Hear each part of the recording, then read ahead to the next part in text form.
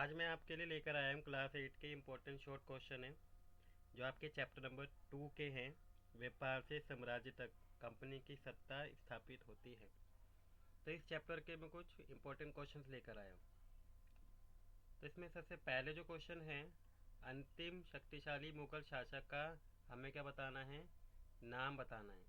तो अंतिम मुगल शासक, शक्तिशाली शासक कौन था?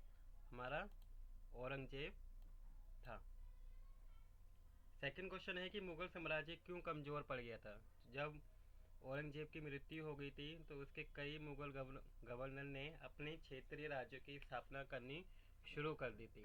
इससे क्या हो गया था कि जो मुगल साम्राज्य था वो कमज़ोर पड़ गया था।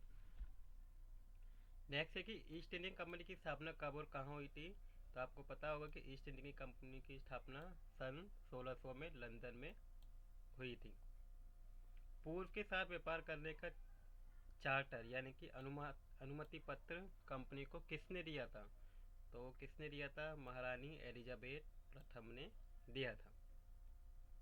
नेक्स्ट है कि कौन सी पश्चिमी ताकत सबसे पहले भारत में आई थी? तो वो कौन सी पश्चिमी ताकत थी जो भारत में आई थी? पुर्तगाली लोग थे जो आए थे। किसने भारत के लिए समुद्री मार्ग की खोज की और कब की थी? तो पुर्तगाली नाविक वास्को डी गामा ने सन 1498 में भारत के लिए समुद्री मार्ग की खोज की थी। भारत में पुर्तगाली अड्डा कहाँ पर है? तो ये कहाँ है? गाँव में है, गाँव गोवा में। यूरोपीय शक्ति के लिए प्रमुख व्यापारिक वस्तु कौन कौन सी हैं? इसका आंसर है सूती, रेशम कपड़े, काली मिर्च, लौंग और इलायची, लौंग। नेक्स्ट क्वेश्चन है कि पहली अंग्रेजी फैक्ट्री की स्थापना कब और कहाँ की गई थी? तो पहली अंग्रेजी फैक्ट्री की स्थापना सन 1651 में हुगली नदी के पास में की गई थी। फैक्टर किसे कहा जाता है? कंपनी के व्यापारी हुगली नदी के किनारे से ही अपना काम चलाते थे। जो कंपनी के व्यापारी थे वो कहाँ पे काम करते थे? हुगली नदी के किनारे। और इन व्यापारियों को उस जमाने में फैक्टर कहा जाता था। इसके बाद है पहली इंग्लिश फैक्ट्री कहाँ और कब शुरू हुई थी? तो पहली इंग्लिश फैक्ट्री सन 1651 ईस्वी में हुगली नदी के किनारे हुई थी। तो क्वेश्चन दोबारा रिपीट हुआ है, ठीक है। फरमान का क्या अर्थ है? फरमान का अर्थ है एक शाही आदेश जो दिया जाता था उसे हम फरमान कहते हैं। बंगाल के पहले नवाब कौन थे? ये आपको पता होगा, नवाब मुर्शिद कुली खान थे। बंगाल के आखिरी नवाब कौन थे? नवाब सिराजुद्दौला थे।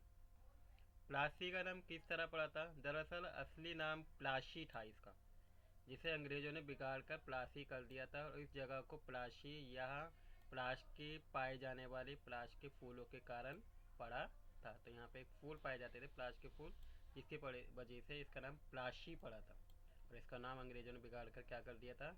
प्लासी कर दिया था। अलवर्दी खान की मृत्यु कब हुई थी? 1756 में हुई थी। बक्सर की लड़ाई कब हुई थी? 1764 में हुई थी। रॉबर्ट क्लाइव इंग्लैंड से जब भारत आया था तब उसकी उम्र कितनी थी? तो तब उसकी उम्र 18 वर्ष थी और वो 1793 में मद्रास आया था। विलय नीति की शुरुआत किसने की थी? लॉर्ड डलहौजी ने की थी। प्लासी की जंग क्यों महत्वपूर्ण मानी जाती है? प्लासी की जंग इसलिए महत्वपूर्ण मानी जाती है क्योंकि भारत में कंपनी की पहली बड़ी जीत थी। पानीपत की जो तीसरी लड़ाई हुई थी वो कब हुई थी? 1761 में हुई थी। बक्सर की लड़ाई में किसकी हार हुई थी? मीर कासिम की हार हुई थी। टीपू सुल्तान कहाँ का राजा थे? मैसूर के राजा थे। नवाब बनने का क्या मतलब था? नवाब बनने का मतलब था कि अंग्रेजों को गुलामी करना, सारी ताकत और सत्ता कंपनी के पास ही होती थी।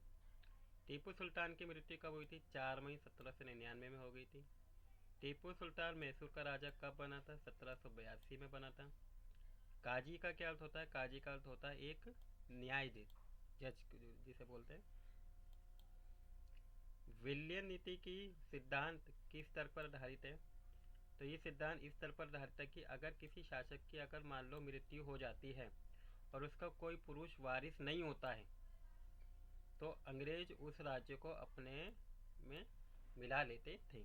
तो अंग्रेज मतलब उसको हड़प लिया करते थे अगर उसका कोई बारिश नहीं होता था, उसी को बोलते थे विल्ली नीति। प्रेसिडेंसी किसे कहा जाता है? ब्रिटिश इलाके मोटे तौर पर प्रशासकीय इकाइयों में बटे हुए थे, जिन्हें प्रेसिडेंसी कहा जाता है। उस समय कितनी और कौन कौन सी प्रेसिडेंसी थी? 3 प्रेसिडेंसी थी, बंगाल, मद्रास और मुंबई। महाराजा रंजीत सिंह की मृत्यु कब हुई थी? 1839 में हुई थी। महाभियोग किसे कहा जाता है? जब इंग्लैंड के हाउस ऑफ कॉमन में किसी व्यक्ति के खिलाफ दुराचरण का आरोप लगा दिया जाता है तो उसे हाउस ऑफ लॉर्ड्स में उस व्यक्ति के खिलाफ मुकदमा चलता है, उसी को हम क्या कहते हैं? महाभियोग कहते हैं। वॉरेन होस्टिंग कब लौटा था? तो वो 1785 में आया था। रॉबर्ट क्लाइव ने आत्महत्या कब और क्यों की थी? रॉबर्ट क्लाइव ने भ्रष्टाचार के आरोप लगे थे इसके ऊपर, जिसकी वजह से इसने क्या करी थी? अपने ऊपर आत्महत्या कर ली थी।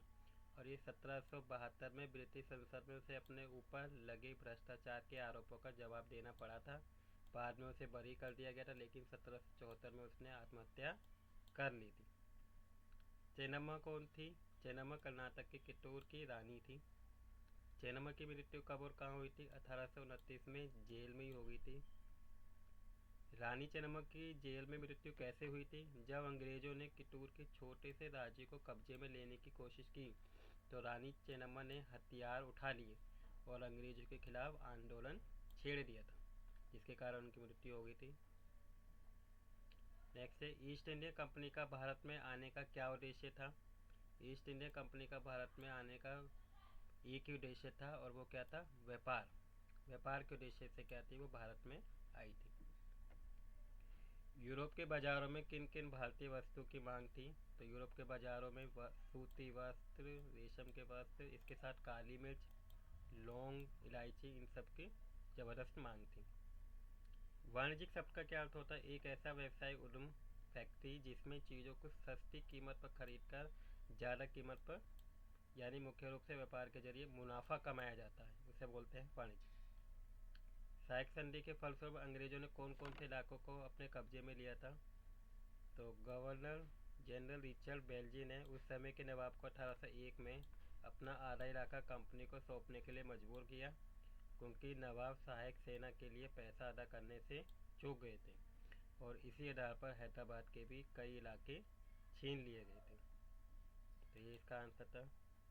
तो ये थे आपके चैप्टर नंबर 2 के शॉर्ट क्वेश्चन। आई होप आपको ये वीडियो अच्छी लगी हो। अगर आपको ये वीडियो अच्छी लगी तो प्लीज़ लाइक द वीडियो।